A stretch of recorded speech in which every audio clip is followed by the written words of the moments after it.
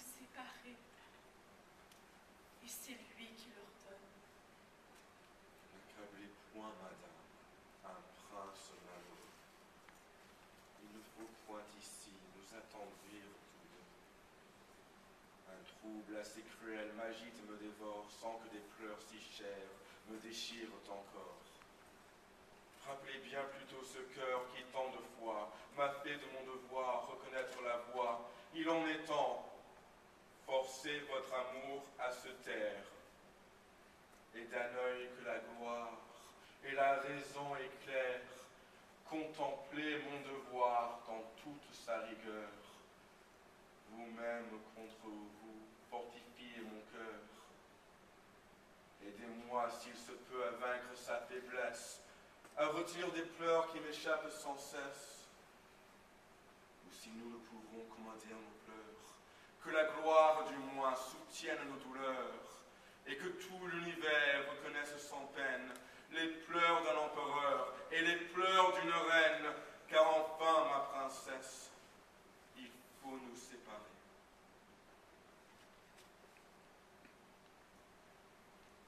Ah, cruel! Est-il temps de me le déclarer? Qu'avez-vous fait? Hélas! Je me suis cru aimée. Au plaisir de vous voir, mon âme accoutumée ne vit plus que pour vous. Ignoriez-vous vos lois quand je vous l'avouais pour la première fois?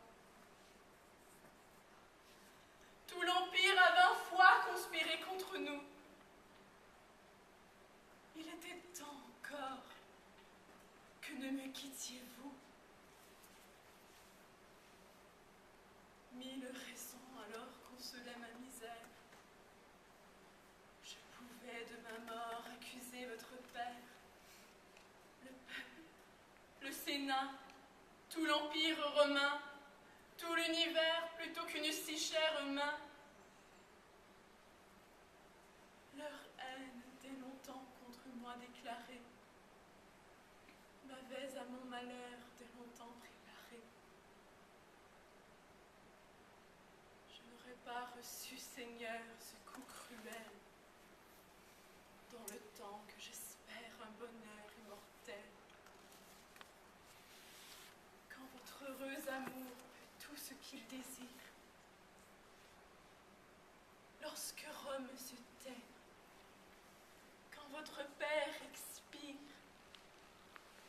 lorsque tout l'univers fléchit à vos genoux, enfin, quand je n'ai plus à redouter que vous.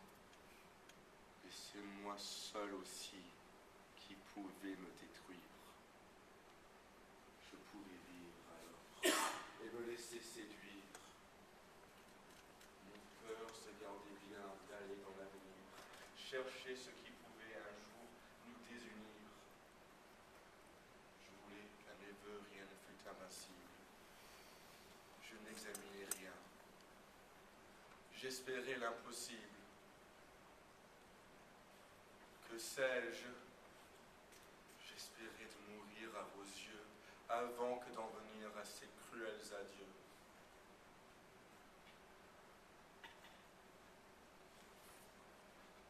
Les obstacles semblaient renouveler ma flamme. Tout l'Empire parlait, mais la gloire, madame, ne s'était point encore fait entendre à mon cœur du ton dont elle parle au cœur d'un empereur. Je sais les tourments où ce dessein me livre. Je sens bien que sans vous, je ne saurais plus vivre. Que mon cœur de moi-même est prêt à s'éloigner. Mais il ne s'agit plus de vivre. Il faut régner.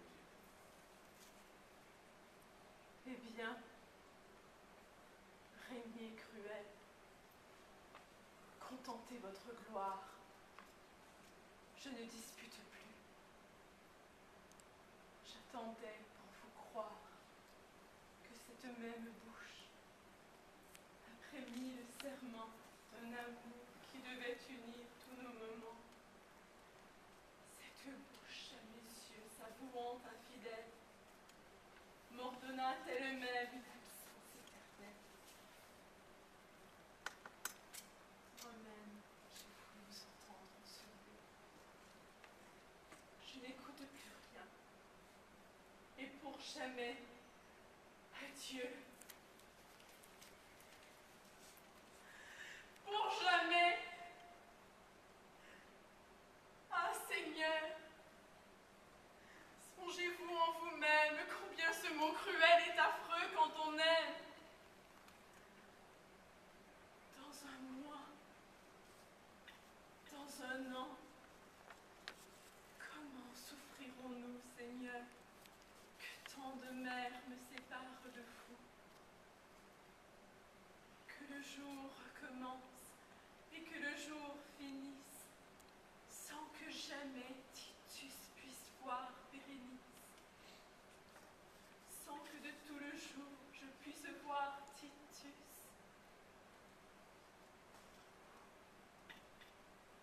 Mais quelle est mon erreur, et que le soin perdu. L'ingrat de mon départ consolé par avance, daignera-t-il compter les jours de mon absence? Ces jours si longs pour moi lui sembleront trop courts. Je n'aurai pas, madame, à compter tant de jours. J'espère que bientôt la triste renommée vous fera confesser que vous étiez aimé.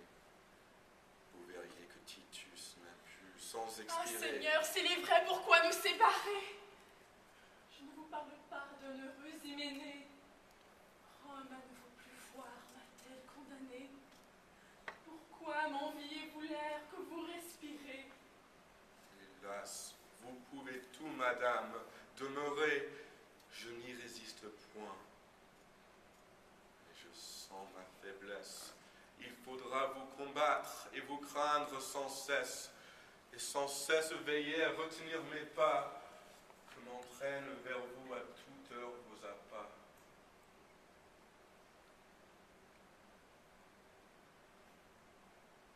Que dis-je? En ce moment, mon cœur, hors de lui-même, s'oublie et se souvient seulement qu'il vous aime. Eh bien, Seigneur, mais quoi? Quand peut-il arriver? Voyez-vous les Romains prêts à se soulever? Et qui sait de quel œil ils prendront cette injure? S'ils parlent, si les cris succèdent au murmure, faudra-t-il par le sang justifier mon choix? S'ils se taisent, madame, et me vendent leur loi, à quoi m'exposez-vous? Par quelle complaisance faudra-t-il quelques jours payer leur patience? Que n'oseront-ils point alors me demander? Maintiendrai-je des lois que je ne puis garder? Vous ne comptez pour rien les pleurs de Bérénice. Je les compte pour rien. Ah, ciel, quelle injustice! Quoi?